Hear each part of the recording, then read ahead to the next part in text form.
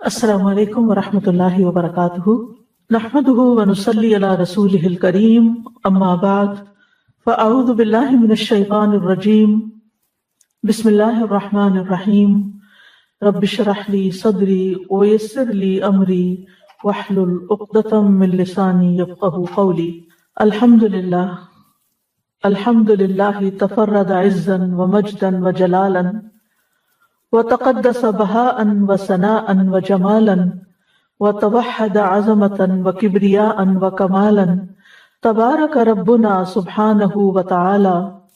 ہر قسم کی تعریف اللہ کے لیے ہے، سب تعریف اللہ کے لیے ہے جو عزت اور غلبے، بزرگی اور جلال اور بڑائی میں اکیلا ہے، اور وہ پاک ذات ہے، رونق میں، روشن ہونے میں، جمال میں، وہ عظمت، بڑائی اور کمال میں اکیلا ہے، اور ہمارا رب سبحانہ و تعالی بہت بابرکت اور بلند ہے۔ اللہم صلی علی محمد وعلی آل محمد کما صلیت علی ابراہیم وعلی آل ابراہیم انک حمید مجید۔ اللہم بارک علی محمد وعلی آل محمد کما بارکت علی ابراہیم وعلی آل ابراہیم انک حمید مجید۔ صبح شام کی دعاؤں کے سلسلے میں آج ہم معوذات کے بارے میں پڑھیں گے۔ معوذات کا معنی ہوتا ہے قل هو اللہ احد، قل اعوذ برب الفلق اور قل اعوذ برب الناس۔ جب صرف سورۃ الفلق اور الناس ہوتی ہے تو اس کو کہتے ہیں معوذتین، لیکن جب قل هو اللہ یعنی تیسری سورت بھی ساتھ شامل ہوتی ہے تو اس کو کہتے ہیں معوذات، یعنی وہ صورتیں جن کے ذریعے اللہ تعالیٰ کی پناہ طلب کی جاتی ہے۔ معوذات کی اپنی ایک فضیلت ہے جو احادیث سے ہمیں پتہ چلتی ہے، خاص طور پر سورۃ الفلق اور الناس کی۔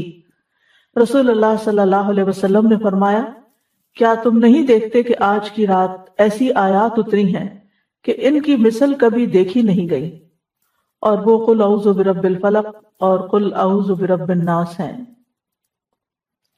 اسی طرح مسند احمد کی ایک روایت میں آتا ہے، ابن عابس الجہنی روایت کرتے ہیں کہ رسول اللہ صلی اللہ علیہ وسلم نے ان سے فرمایا، اے ابن عابس، کیا میں تمہیں تعوذ کے سب سے افضل کلمات کے بارے میں نہ بتاؤں، یعنی جن سے کوئی پناہ لے، جن سے تعوذ کرنے والے تعوذ کرتے ہیں، یعنی پناہ لینے والے پناہ لیتے ہیں۔ میں نے عرض کیا، یا رسول اللہ کیوں نہیں؟ تو آپ نے فرمایا، یہ دو صورتیں ہیں، قل اعوذ برب الفلق اور قل اعوذ برب الناس۔ جو شخص صبح و شام ان کو 3 بار پڑھتا ہے وہ اسے ہر چیز سے کافی ہو جاتی ہے۔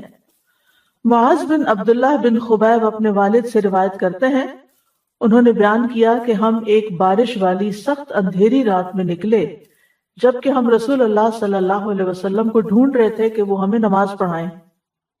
آپ دیکھیں کہ جب بادل آ جاتے ہیں اور بارش شروع ہو جاتی ہے تو ہر طرف اندھیرا، اور رات بھی اندھیری ہو تو پھر اندھیرے پر اندھیرا ہو جاتا ہے۔ تو صحابہ پریشان ہوئے کہ تو نماز پڑھانے کا وقت ہے اور نبی صلی اللہ علیہ وسلم کہیں پر بھی نظر نہیں آ رہے، تو کیا ہوا؟ تو وہ اسی بارش میں باہر نکل گئے اور ڈھونڈنے لگ گئے آپ کو۔ تو وہ کہتے ہیں کہ ہم نے آپ کو پا لیا۔ تو آپ نے فرمایا، کیا تم نے نماز پڑھ لی ہے؟ تو میں نے کچھ نہ کہا۔ تو آپ نے فرمایا، کہو، تو میں کچھ نہ بولا۔ آپ نے پھر فرمایا، کہو، تو بھی میں کچھ نہ بولا۔ آپ نے فرمایا، کہو، تو میں نے عرض کیا، اللہ کے رسول صلی اللہ علیہ وسلم میں کیا کہوں؟ آپ نے فرمایا، کہو قل هو اللہ احد، پوری سورت، اور معوذتین یعنی قل اعوذ برب الفلق اور قل اعوذ برب الناس۔ صبح اور شام 3 بار یہ کہو تو ہر چیز سے تمہاری کفایت ہو جائے گی، یعنی تم ہر طرح کی شر سے محفوظ ہو جاؤ گے۔ امام شوکانی کہتے ہیں کہ اس حدیث میں دلیل ہے کہ ان صورتوں کی صبح اور شام تلاوت کرنا ہر اس چیز سے کفایت کرتا ہے جس سے انسان ڈرتا ہے، جو بھی اس کے خوف اور وہم اور وسوسے اور اندیشے ہوتے ہیں، خواہ وہ کچھ بھی ہو، تو ان چیزوں سے اللہ تعالیٰ اس کو بچا لیتا ہے۔ جہاں تک سورۃ الاخلاص کا تعلق ہے تو یہ سورت خالصتاً اللہ تعالیٰ کی صفات اور پاکی بیان کرنے پر مشتمل ہے، یعنی جب انسان اس کو پڑھتا ہے تو انسان اپنی توحید کو خالص کرتا ہے کہ میں اے رب تجھے اکیلا مانتا ہوں، سب سے بڑا مانتا ہوں۔ قل هو اللہ احد میں آپ دیکھیے اللہ تعالیٰ اپنی ربوبیت میں، الوہیت میں، الہ ہونے میں، تمام اسماء و صفات میں اکیلا ہے، کسی صفت میں اس کا کوئی شریک نہیں۔ اللہ الصمد، الصمد کے بارے میں 3 اقوال ہیں۔ الصمد وہ سردار جس کی طرف لوگ قصد کر کے جائیں جس سے بڑا کوئی سردار نہ ہو، یعنی سب سے بڑا سردار۔ الصمد وہ جو نہ کھاتا ہو نہ پیتا ہو۔ الصمد وہ جو بے نیاز ہو، کسی کا محتاج نہ ہو۔ تو ان معنی کی بنا پر یہ لفظ صرف اللہ تعالیٰ ہی کے لیے استعمال ہو سکتا ہے، اللہ الصمد۔ ابو ہریرہ کہتے ہیں کہ یہ وہ ہستی ہے جو ہر ایک سے بے نیاز ہے، جبکہ ہر کوئی اس کا محتاج ہے۔ ہم اپنی تمام حاجتوں میں، ضرورتوں میں اسی کی طرف رجوع کرتے ہیں۔ لم یلد ولم یولد، اس میں بھی اللہ تعالیٰ کی کامل بے نیازی نظر آتی ہے کہ اس کو پیدا ہونے کے لیے کسی کی ضرورت نہیں تھی، اور نہ ہی اسے کسی اولاد کی ضرورت ہے کہ جو اس کا سہارا بنے۔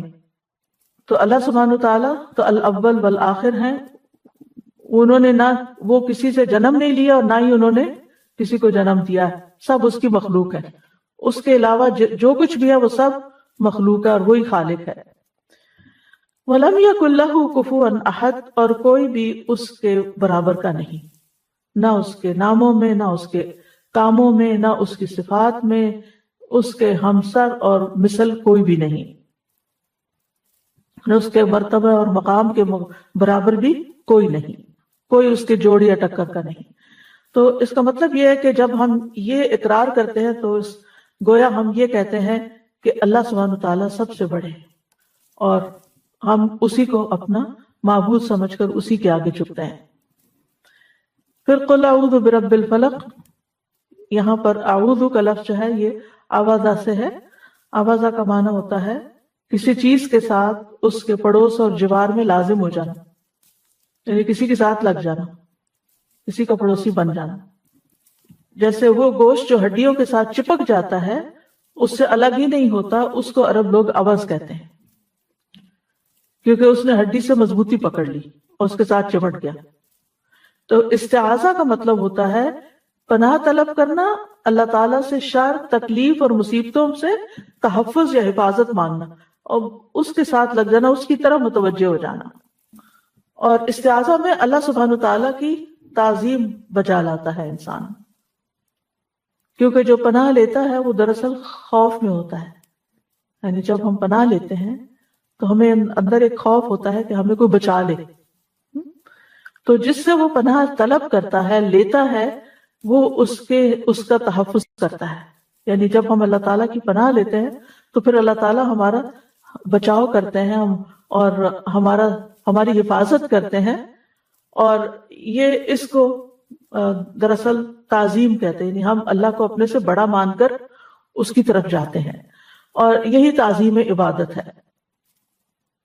آپ دیکھیں کہ دنیا کی زندگی جو ہے وہ بہت سی آفات، تکلیفوں اور مصیبتوں سے بھری ہوئی ہے۔ انسان کے بہت سے دشمن ہیں، جن بھی، انسان بھی، اور مخلوق میں سے اور چیزیں بھی اس کو نقصان دیتے ہیں، جیسے کیڑے مکوڑے، وحشی جانور، بے شمار چیزیں ہیں۔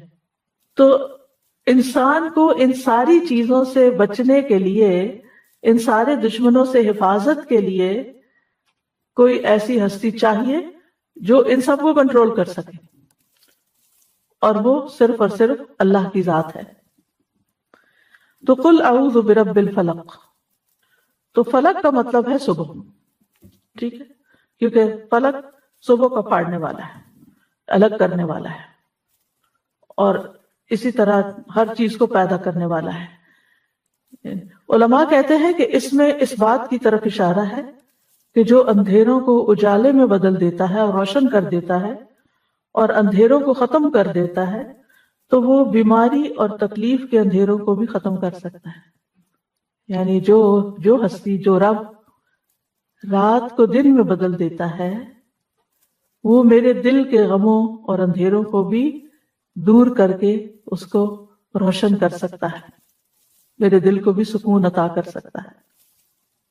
من شر ما خلق، ہر چیز کے شر سے جو اس نے پیدا کی، یعنی کسی بھی قسم کا شر، چاہے انسانی ہو یا حیوانی ہو یا جناتی ہو، یا پھر کوئی بجلی کا کڑکا ہو، یا کسی جانور سے متعلق ہو، یا آندھی ہو، طوفان یا پانی ہو، کچھ بھی ہو، دنیا اور آخرت دونوں میں ہر طرح کے شر سے بچانے والا صرف اور صرف اللہ ہی ہے۔ اب یہاں من شر ما خلق، اور اس کا مطلب کیا ہے کہ ہر وہ چیز جو اللہ نے پیدا کی اس کے اندر شر بھی ہے۔ تو مطلب یہ ہے کہ اس کا یہ مطلب نہیں کہ ہر چیز کے اندر شر ہے، بلکہ جن چیزوں کے اندر شر ہے ان سے پناہ مانگے۔ جیسے اب فرشتے ہیں تو ان میں تو کوئی شر نہیں، ٹھیک ہے نا، اسی طرح انبیاء ہیں ان میں بھی شر نہیں، جنت ہے اس میں بھی شر نہیں۔ لیکن عام روزمرہ زندگی میں جو چیزیں ہمیں نظر آتی ہیں، بعض اوقات اچھی بھی نظر آتی ہیں، لیکن ان کے اندر بھی ہمارے لیے بعض اوقات تکلیفیں ہوتی ہیں۔ وَمِن شَرِّ غَاسِقٍ إِذَا وَقَبَ، اور رات کی تاریکی یا اندھیرے کے شر سے جب وہ چھا جاتا ہے، کیونکہ اندھیرے میں کچھ نظر نہیں آتا، تو بہت سی تکلیف دینے والی چیزیں جو ہیں وہ اس وقت ظاہر ہو جاتی ہیں اور انسان کی طرف آتی ہے تو انسان ان سے بچ نہیں سکتا۔ رات کے اندھیرے، شام کے وقت ہی جنات کا غلبہ بھی ہوتا ہے، چور ڈاکو وغیرہ بھی اسی وقت حملہ آور ہوتے ہیں۔ امام ابن قیم کہتے ہیں کہ رات اندھیرے کا مقام ہے، اور اس اندھیرے میں انسانوں اور جنات کے شیاطین اتنا غلبہ پاتے ہیں جتنا وہ دن کو نہیں پا سکتے، کیونکہ دن نور ہے اور شیطان کا زور اندھیروں میں ہے، اور وہ اندھیرے والی جگہوں میں چلتا ہے، اور ان لوگوں پر اس کا زور چلتا ہے جن کے دلوں میں اندھیرا ہے اور وہ تاریکی والے ہیں، یعنی شیطان انہی کو کنٹرول کر پاتا ہے۔ اسی وجہ سے رات کو جادو کا زیادہ غلبہ ہوتا ہے، رات کو اس کی تاثیر بڑھ جاتی ہے، تو لوگ جو جادو کرتے ہیں وہ رات کے وقت قبرستان جا کے غلط کام کرتے ہیں اور مختلف طرح کی چیزیں دباتے ہیں وہاں۔ اب یہاں پر بات اندھیرے کی ہو رہی ہے اور پناہ مانگی جا رہی ہے رب الفلق سے، تو مطلب یہ ہے کہ روشنی جب ہوگی اللہ کے کلام سے تو پھر شر یا باطل کا جتنا بھی کلام ہے اس کا جو اندھیرا اور شر ہے وہ دور ہو جائے گا، اور ہر فسادی جو ہے وہ ختم یعنی چلا جائے گا۔ جیسے جو ہی صبح ہوتی ہے تو جو بھی ایسی چیزیں ہوتی ہیں وہ ساری کوئی سرنگوں میں گھس جاتی ہیں، کوئی پہاڑوں کی کھو میں گھس جاتی ہیں، کوئی کہیں اور غائب ہو جاتی ہیں، یعنی انسانوں کے سامنے نہیں رہتی۔ کیڑے مکوڑے بھی اپنے بلوں میں چلے جاتے ہیں، شیاطین جو راتوں کو پھیلتے ہیں وہ بھی کہیں سمٹ جاتے ہیں جا کے۔ تو یہاں پر اللہ تعالیٰ نے اپنے بندوں کو ایک طرح سے حکم دیا ہے کہ وہ نور کو طلب کریں تاکہ اندھیروں کا مقابلہ کر سکیں۔ اللہ تعالیٰ نے اپنی کتاب میں قرآن مجید کو بھی نور کہا ہے، اللہ ولی الذین آمنوا یخرجہم من الظلمات الی النور، اللہ ایمان والوں کا دوست ہے، انہیں اندھیروں سے روشنی کی طرف نکال لے جاتا ہے۔ تو ایمان نور ہے جبکہ کفر اور شرک اندھیرا ہے۔ پھر فرمایا وَمِن شَرِّ النَّفَّاثَاتِ فِی الْعُقَدِ، اور جادوگر عورتوں کے شر سے جو اپنے جادو سے گروں میں پھونک مار کے مدد لیتی ہیں، یعنی جادوگروں یا جادوگرنیوں دونوں کے لیے استعمال ہوتا ہے۔ نفاثات، نفاثہ کی جمع ہے جو مؤنث بھی ہو سکتی ہے اور مبالغے کا صیغہ بھی ہو سکتا ہے، بہت زیادہ پھونکے مارنے والے جن کا کام ہی یہی ہے۔ وَمِن شَرِّ حَاسِدٍ إِذَا حَسَدَ، اور حاسد کے شر سے جب وہ حسد کرے۔ حاسد وہ ہوتا ہے جو دوسرے کی نعمت اور خوشحالی کو نہیں دیکھ سکتا اور اس کے ختم ہونے کی آرزو کرتا ہے، یعنی تمنا کرتا ہے کہ دوسرے سے نعمت ختم ہو جائے۔ اور اذا حسد کے ساتھ اسے کیوں مقید کیا گیا؟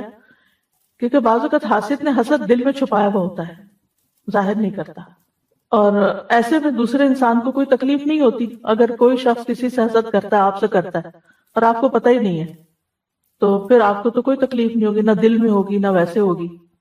لیکن جب وہ حاسدانہ کوئی کام کرتا ہے، حاسدانہ نظروں سے دیکھتا ہے، یا کوئی ٹونٹ کرتا ہے، یا کوئی ایسی بات آپ کو سناتا ہے جس سے آپ کو تکلیف ہوتی ہے، تو اس وقت بھی انسان اللہ کی پناہ طلب کرے اور اس کے مقابلے پر ویسا نہ بن جائے۔ تو ان تمام قسم کے شر سے بچنے کے لیے ہمیں یہ سورت سکھائی گئی ہے۔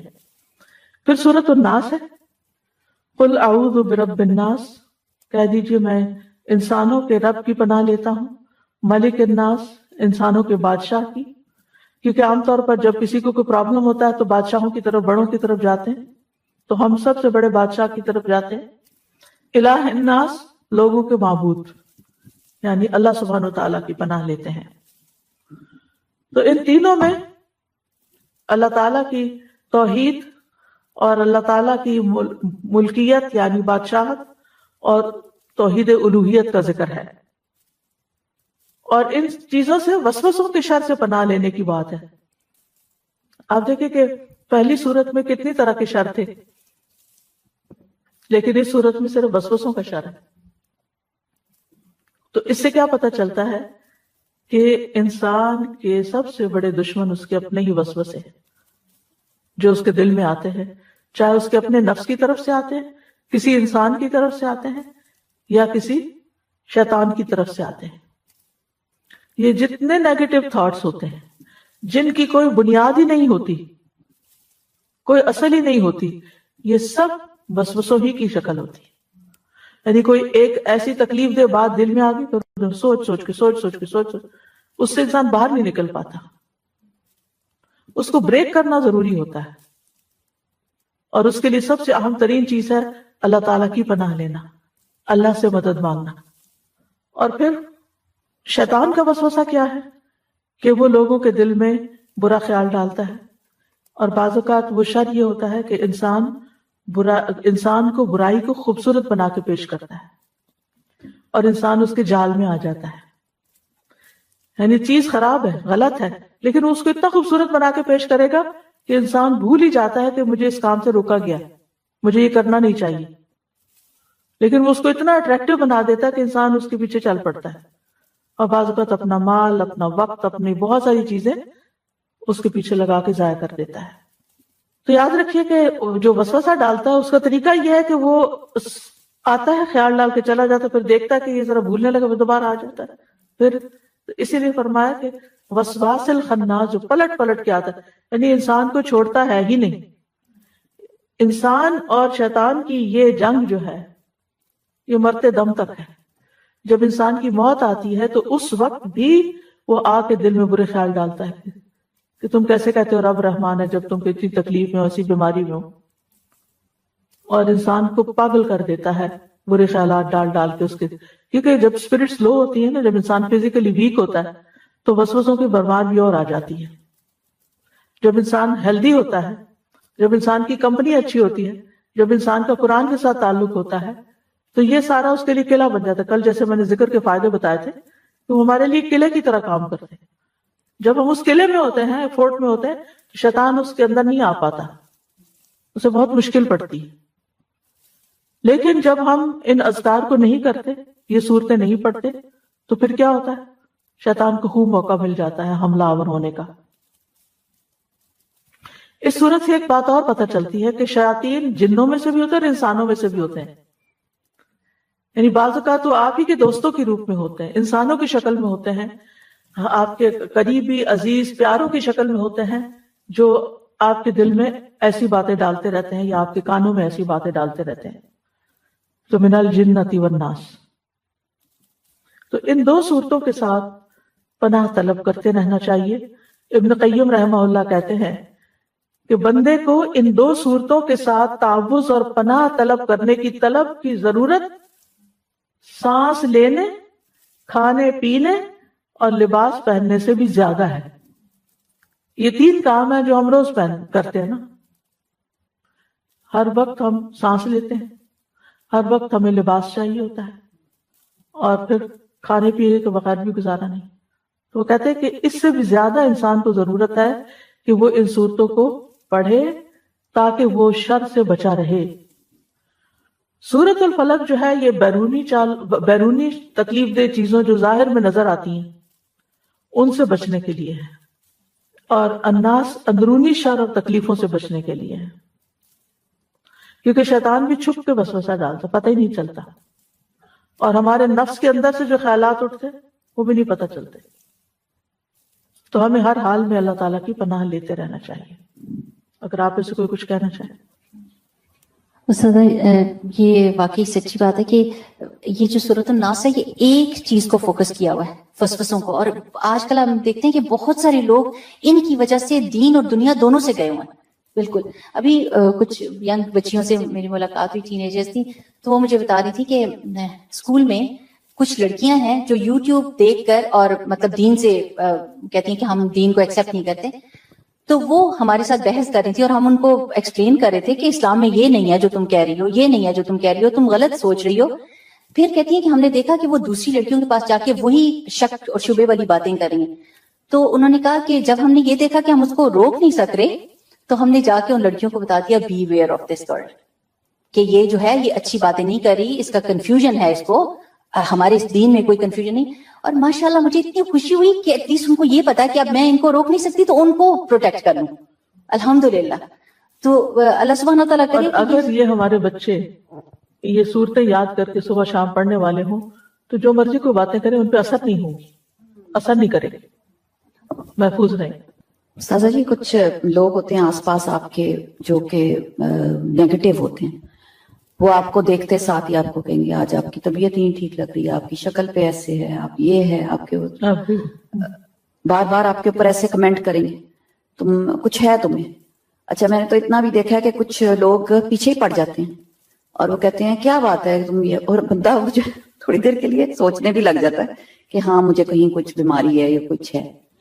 ایک تو آس پاس اپنے ہمیشہ نظر رکھنی چاہیے کہ ہمارے پاس کون لوگ، کمپنی کیا ہے، کیسے لوگ ہیں. پازیٹیو لوگوں سے اور آس پاس پازیٹیو چیزیں دیکھنے سے بھی بہت فرق پڑتا ہے، اور پازیٹیو کام کرنے سے بھی.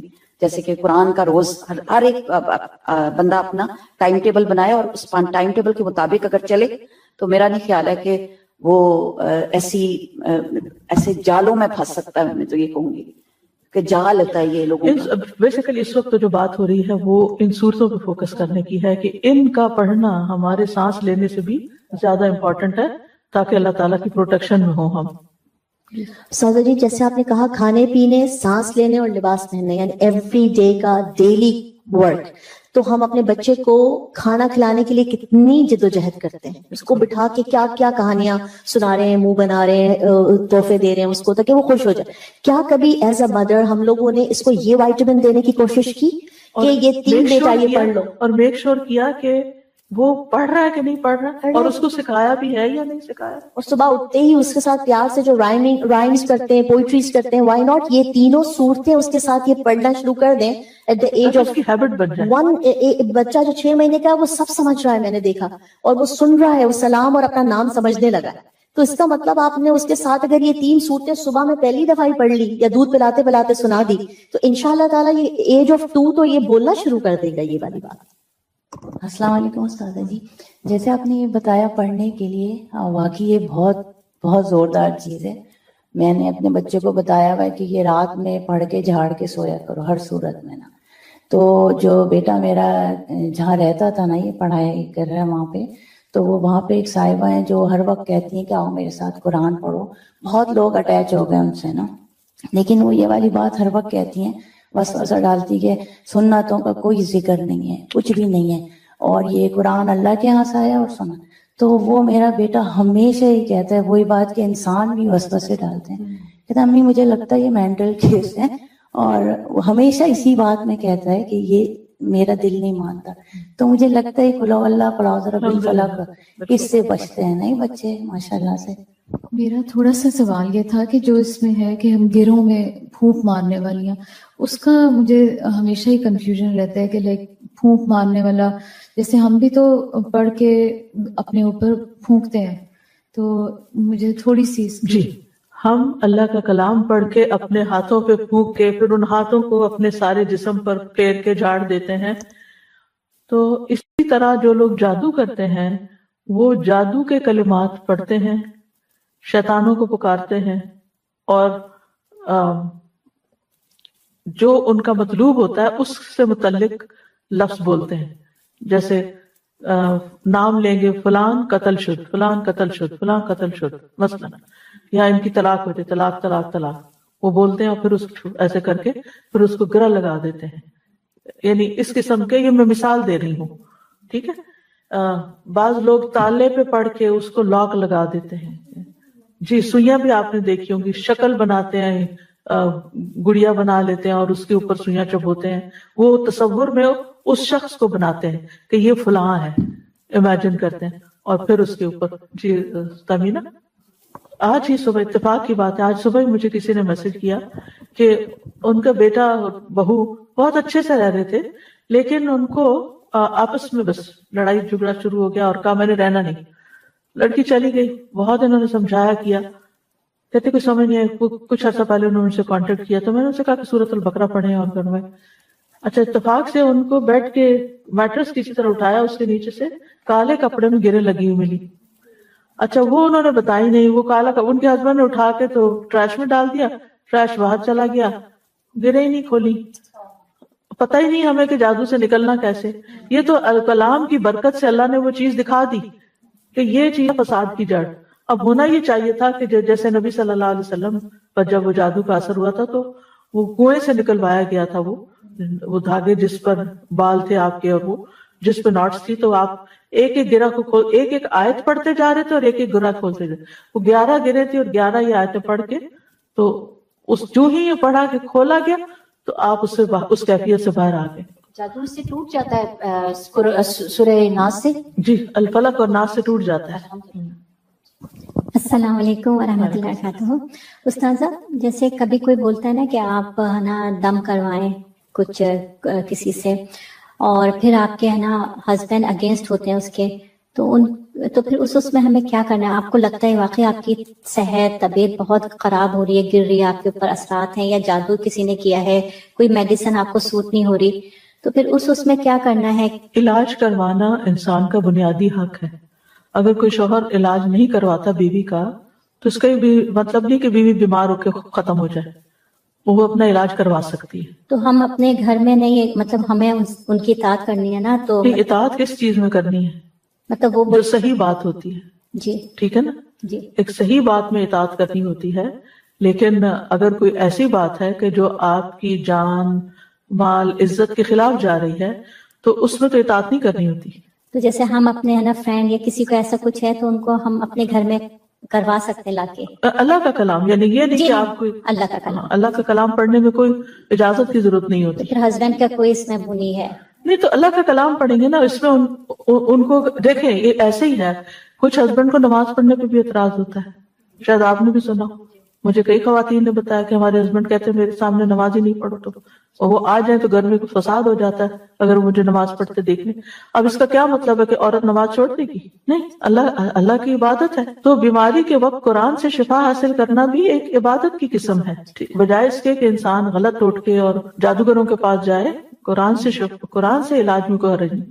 میں یہ تو نہیں کہوں گی کہ وہ کوئی جادو والے یا اس طرح کے تھے، کہ ایک طرح سے صحیح العقیدہ سیمنگلی کوئی مولانا صاحب امام صاحب تھے. کچھ پیرنٹس نے اپنی اولاد کی کسی ایشو کے لیے ان کو گھر بلایا اپنے، اس اولاد کے اوپر جیسے دم کراتے ہیں نا، دم راکھی یا کوئی اس طرح کا، تو وہ انہوں نے کہا کہ اس اولاد کی قد کے برابر دھاگا لائیں. وہ 3 دفعہ وہ قد کے برابر کا دھاگا ریپ کر کے اس کے اندر وہ کچھ قرآن ہی سے کچھ پڑھتے رہے اور ملٹیپل نوٹس باندھتے رہے، اور پھر انہوں نے کہا کہ اس دھاگے کو ان پہ اس طرح یعنی جسم کے اس حصے پر باندھ دیا جائے. اینڈ اٹ واز لائک کہ بالکل غلط بات ہے، بالکل کلیئرلی بات تھی نا، کیونکہ فوراً اس وقت یہ سورہ فلق کی ذہن میں آئی کہ یہ کیوں گرے باندھ رہے ہیں. یہ جادو ہی کی قسم ہے، جادو ہی یہی ناٹ لگا کے پڑھنا، چاہے آپ سورت ہی پڑھ رہے ہوں. ایگزیکٹلی یہی میں کہنے والی تھی کہ ایگزیکٹلی کیونکہ لوگ اس کو کہنے کو کوئی نہیں کہے گا کہ یہ جادو ہے، وہ تو کہیں گے نہیں یہ تو امام صاحب فلاں مسجد سے ہم لائے ہیں. This that we have to be very careful کہ یہ اس طرح کے حضرات بھی کر رہے ہیں. پھونک تو مار سکتے ہیں، پھونک مارنا درست ہے، ناٹ لگانا درست نہیں ہے.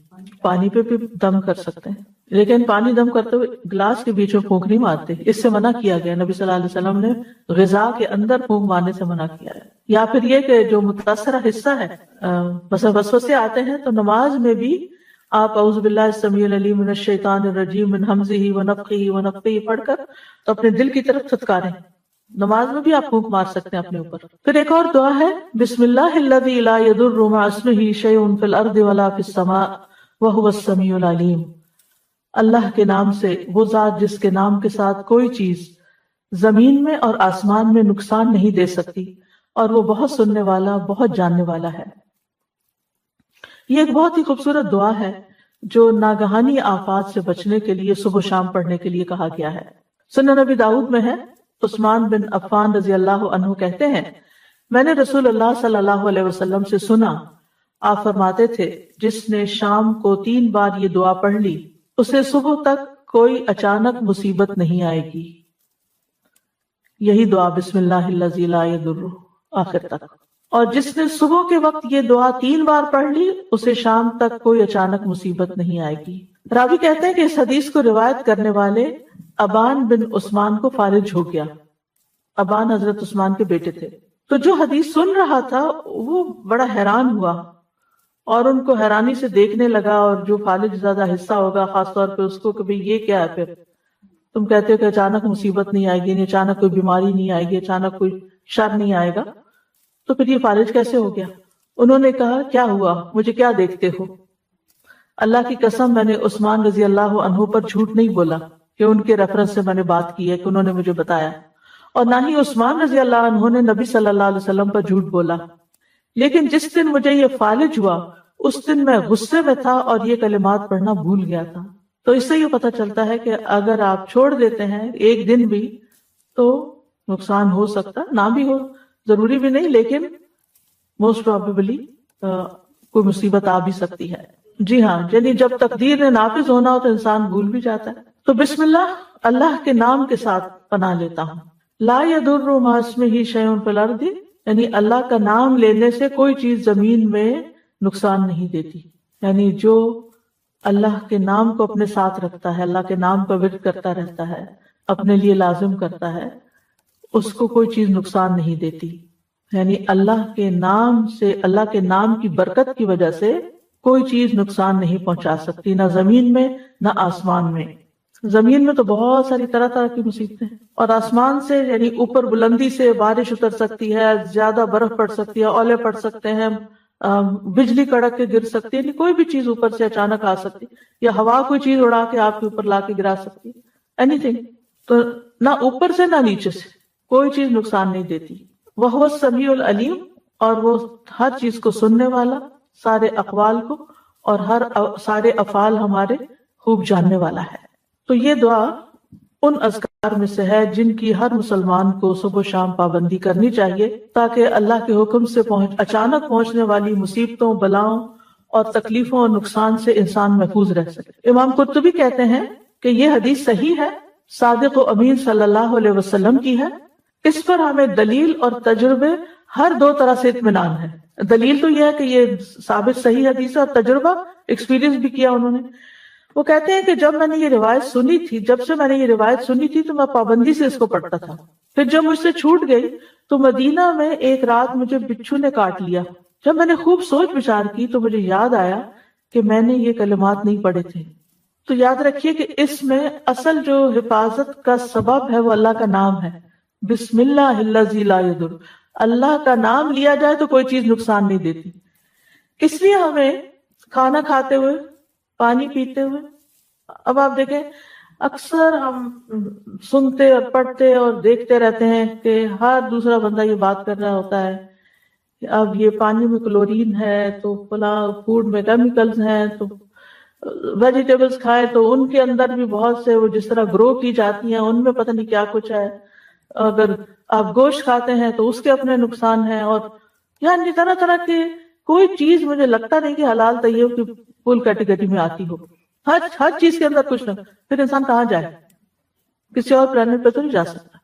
اگر آپ یہ کہیں نا کہ آپ یہاں سے کسی ولیج میں چلے جائیں تو ولیج میں جو اگایا جاتا ہے وہ اسی طریقے کھادیں ڈال رہے ہیں، طرح طرح کے کیمیکل ڈال رہے ہیں، اسپرے کر رہے ہیں، یعنی ولیج ہو، ہاں زیادہ سے زیادہ یہ ہو سکتا ہے کہ آپ کا کچن گارڈن ہو، لیکن اس میں بھی جو سوائل آپ لا کے ڈالیں گے اس کے آلریڈی اس کے اندر کچھ پیسٹی سائڈز ہوں گی۔ تو اس لیے کوئی بھی چیز بچی ہوئی نہیں ہے، آخر کریں کیا؟